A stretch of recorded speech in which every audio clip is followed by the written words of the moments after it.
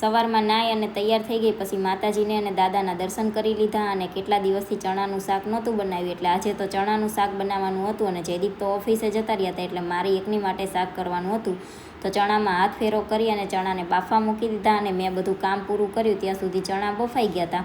એટલે બપોરે જમવામાં મેં ચણાનું શાક બનાવી નાખ્યું. અને દેહમાંથી મસ્ત છાશ લાવ્યા હતા, એ છાશ થોડીક વધી હતી, તો મેં ચણાનું શાક અને મસ્ત દેહની ખાટી મીઠી છાશ અને ઘીવાળી રોટલી બધું લઈ અને હું બેસી ગઈ જમવા.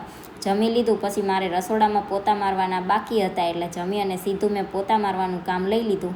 રસોડામાં પોતા મારી દીધા અને જમ્યા ત્યાં એના વાસણ ધોઈ નાખ્યા. અને પછી થોડીક વાર આરામ કરી લીધો અને જાગી અને સીધી મેં ચા બનાવવા મૂકી દીધી. ચા બનાવી ત્યારે ખબર પડી કે ચાનો મસાલો હતો એ તો પૂરો થઈ ગયો છે, પણ એ મસાલો તો ડીમાર્ટ સિવાય ક્યાંય મળતો નથી, એટલે ડીમાર્ટમાં લેવા જવાનું હતું. અને આજે તો સાંજ પડતા વરસાદ જેવું વાતાવરણ થઈ ગયું હતું. સવારનો તડકો હતો, પણ સાંજ પડ્યું ત્યાં વાદળા જેવું વાતાવરણ થઈ ગયું અને ધીમો ધીમો વરસાદ પણ ચાલુ થઈ ગયો હતો.